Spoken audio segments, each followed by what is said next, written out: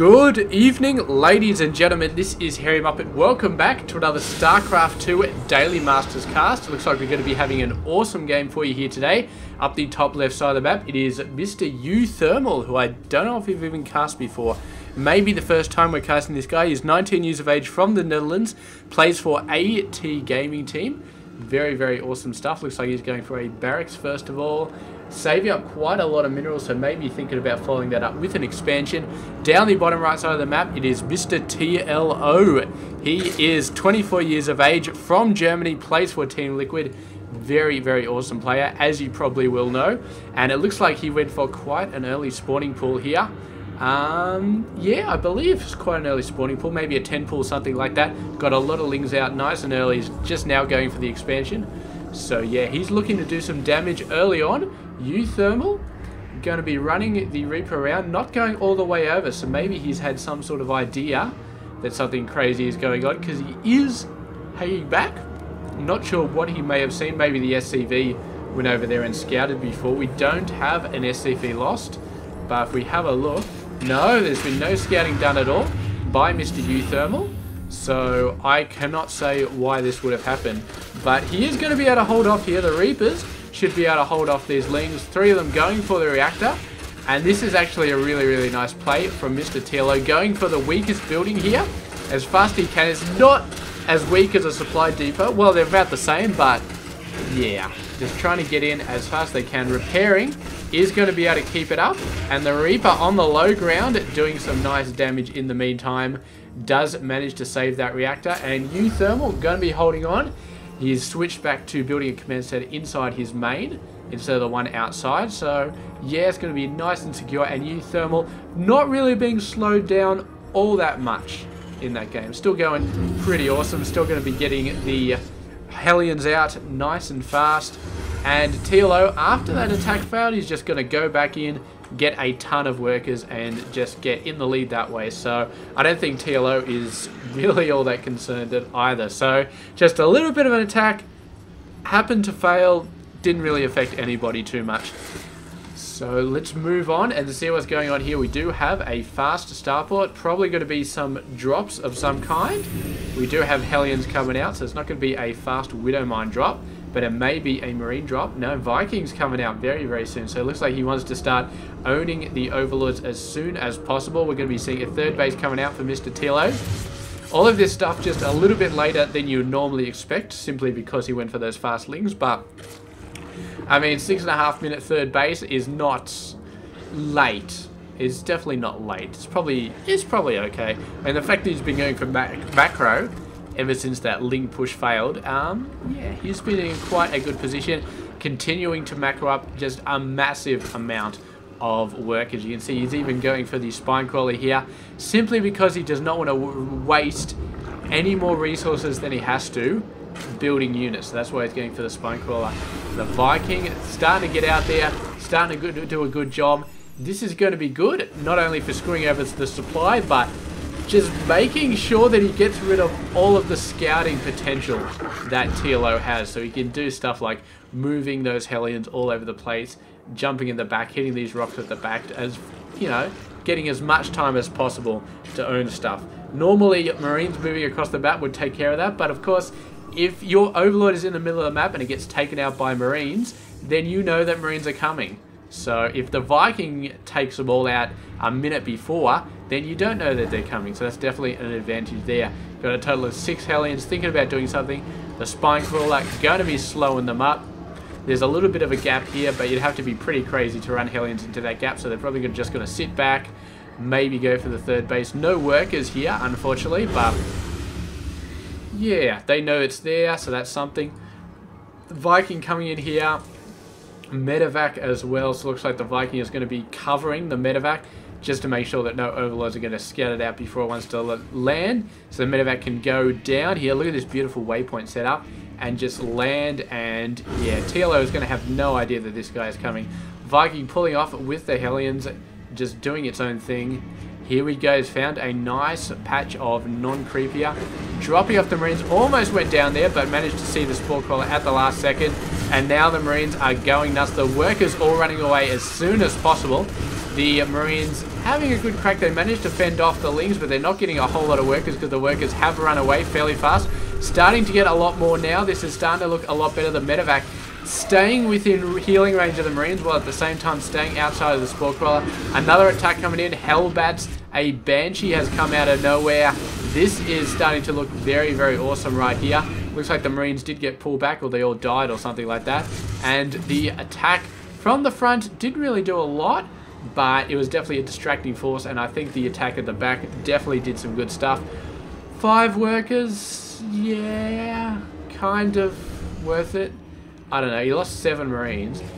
I don't know, TLO, man, did a great job in making sure they only lost 5 workers in that attack. I really think, really, really good defensive play. And I mean, given how much he's pumping out workers, 5, not a major deal for him. So, it's still a pain. And in the long run, still might make a little bit of a difference, but he's still ahead, but he's only ahead by 54 now. So, uThermal, does he have, he's getting a 3rd base, and he's already up to 49 workers actually, so yeah, okay, TLO does have to work a little bit harder to get that 10 worker advantage that Zerg love to have. He's sort of got knocked off that a little bit. The Hellions going in, they do see the Spine Crawler. They could maybe morph into Hellbats and kill that guy off. Who knows? I certainly do not know, but yeah, wouldn't be too bad. Those Hellbats could definitely take out the Spine Crawler. That would be quite easy for them to do, but who knows what would happen after that. We do have a Spire coming out. We've got a lot of Lings, a lot of Banelings, so it looks like it's going to be straight up Mutaling coming out for Mr. TLO. uThermal moving over here. Is he going to be landing the command center over there? It does look like it. And, oh, a nice little scouting Ling is going to get owned there. And it's an interesting sort of force. He's still got those Hellions alive, but I assume he's not making any more. Getting 1-1 out there. TLO, quite a bit further ahead in terms of the upgrades. He's already got 1-1 finished and is now on his way to getting 2-2. Level 1 Muta. Ear weapons coming out as well, which is pretty sweet. So yeah, TLO pushing out very, very nicely. Going for the 4th base right at the front. This is a very, very aggressive expansion, and if you can hold on to it, then I think that TLO will be in an exceptional position. If he can hold on to this base, then that is just saying, look at me, I am freaking awesome. There is no way you can beat this. And Thermal, meanwhile, getting his base set up. He's 61 workers, but he's under 76. So TLO has pushed out really, really hard. 5 more workers coming out. I can only assume because he's building spines and all that sort of crap all over the place, because yeah, I don't know how many workers he really wants to have mining. I mean, once he has a 4th base up, maybe he could get away with like 80 and stuff like that, but damn, you don't want to gimp your army too much, especially when Marines only cost 1 supply. That is an absolute bitch to deal with. Oh, the Hellions are coming in, but they see the Spine Crawler and they are going to run away. The Mutas, are they going to be able to snipe these guys? They're trying, but I think Hellions and Mutas are actually the same speed. From what I just saw there. Scouting Factory is going to start to get taken out. The Mutas should be able to shred this before it gets a good scout off. Maybe. Needs to get a couple more Mutas on there. Starting to take some damage down, but the main army coming out. There's a lot of Marines coming out there. They do have 1-1, of course, but TLO just about to get 2-2. Factory goes down, and now there is no high ground vision. So the scans are going to be starting any second. There we go. A lot of Banelings being warped in. I like this from TLO. I absolutely love this. Keeping the Ling numbers high. Oh, the Mutas getting a bit out of position. They were almost on top of the Marines, but the Marines were running away from the Banelings. So I didn't even see those Banelings coming in, but damn, they really, really came in. And TLO absolutely owning in the very, very first engagement. We can see the armies drop down 51 under 65, which is pretty close, but still, you know, not bad. And what's even worse, the medevacs are starting to be destroyed already.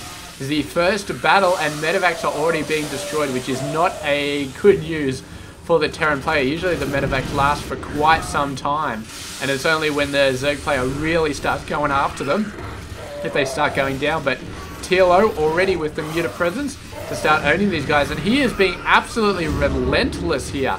Medevac starting to do some pickups. Very, very nice job. And it looks like he's going to be getting out of here. He just doesn't have the DPS to take down that orbital command, so he has to concede himself with just killing the workers and running the workers out of there. He's actually killed 19 workers so far, so he's been doing a pretty good job. We're down to 46 under 77. I think he must have slipped some banelings in here or just got a ton of lings in there or something like that. But very, very much. Thermal went out there. He got owned and then his base got owned. And I think that hurt even more. Oh man. What do we got going over here? Having a drink and I'm missing everything. Mutas! There's a missile turret and you are going for the NG bays. TLO's a little bit of who knows, but he's got a little force over there. Thermal, of course, macroing like an absolute crazy bastard. Trying his very best to kill those NG bays. Doesn't realize that they're not actually researching anything. So, well. What do we got here? So we got 2-2, we got 2-2. We got level 2 weapons coming out for the mutas. That'll be here very soon. Neither player started on 3-3. I guess they're just throwing absolutely everything they have into trying to get that army size up. Thermal definitely, because he has lost a lot of army. And there we go. Looks like it is going to go down. And I suppose it doesn't matter that it wasn't researching anything, because now he's going to have to rebuild another one if he wants to get level 3. And that is going to suck. But for now, pulling on back. TLO with 13 banelings. Maybe needs a little bit more than that. Maybe needs to realize that an attack is coming and that some more banelings would not be a bad idea. He's pushing hard on the muta numbers, but banelings are definitely what he needs to be focusing on right now. I don't know if he realizes that the main army is coming in. He should have taken this missile turret up. Now, there we go. Sees the main army, and he's like, oh crap, let's get some banelings out there. I'm guessing that'll be his next move. Got a nice ling pack coming in the top side. There we go. There's some banelings. 14 of them coming out at once. Ling's going nuts, but reinforcements are going to be able to take care of them. Couple of workers going down, but most of them getting owned by the Triple M Force. Muta's going to go around the backside and are going to hit this base. There is a missile turret, but man, that's going to last like 2 seconds if he actually attacks it, which he didn't do for the last one, but it looks like he is going to do it for this one. I can understand you don't want to get into the situation where, oh man, look at that. Bailey's getting absolutely owned, and TLO needs to get his mutas back here because this is way too many forces for his Baileys to deal with, I think, anyway. There's just so many Marines here, so many Marines. The mutas going nuts, they're killing so many workers. If TLO manages to survive this Marine Marauder incursion, he is going to be so well placed in terms of the economy, but what will his mutas be able to do about it? There's just so many Marines, they're going to shred his muta forces. The Marauders are in there doing a great job. He's really doesn't have that many Lings, that many Baileys to deal with these guys. I think his Bailey numbers, oh, they're not bad. He's been rebuilding down the bottom side, and hopefully that'll work out. Worker numbers though, 73 over 22. So all he needs to do is survive this encounter. Can TLO do it? He's getting the Bailing numbers up. He's pushing them nice and hard. He's got a replacement fourth base just up over here, which is great. Got to get the gas mining on that, but I assume he has other things to worry about at the moment. And tons of Bailings coming out. So he's pulled back. He's let that fourth base go. He has killed a ton of workers. And now he's rolling in with the army. He's got so many Bailings. No, he pulls back. He doesn't want to go up that ramp. And Thermal, he's got a ton of Marines, but he's got no more reinforcements coming in. So if these guys die, it is going to be bad news for everybody. He's starting to lose more and more of his army. And TLO just morphing in Baileys. He's got the economy going still. Whereas Thermal is a little bit of trouble. He's just getting as many Marines as he can. Getting as much minerals as he can. And he's fine for gas at the moment. But TLO slowly going to be overwhelming this force. And I think that may be it. I'm not sure what else there is. There is nothing. Thermal is going to give the GG right there. And that's it. Fantastically played by Mr. TLO. And I love the way that it almost played out like a high-level chess game in some ways. Like, in chess, like, you sacrifice some pieces to take another piece, like stuff like that. Like, TLO was constantly doing that. Like, a great example at the end. You saw all those Marines, and instead of just throwing everything he had against it, he's like, no, they're going to be taken up for a little while. I'm going to move my mutas around. I'm going to kill as much as I can here. I'm going to let him take that base. Meanwhile, I'll take another fourth base over here, and I'm going to build up a bunch of units down there.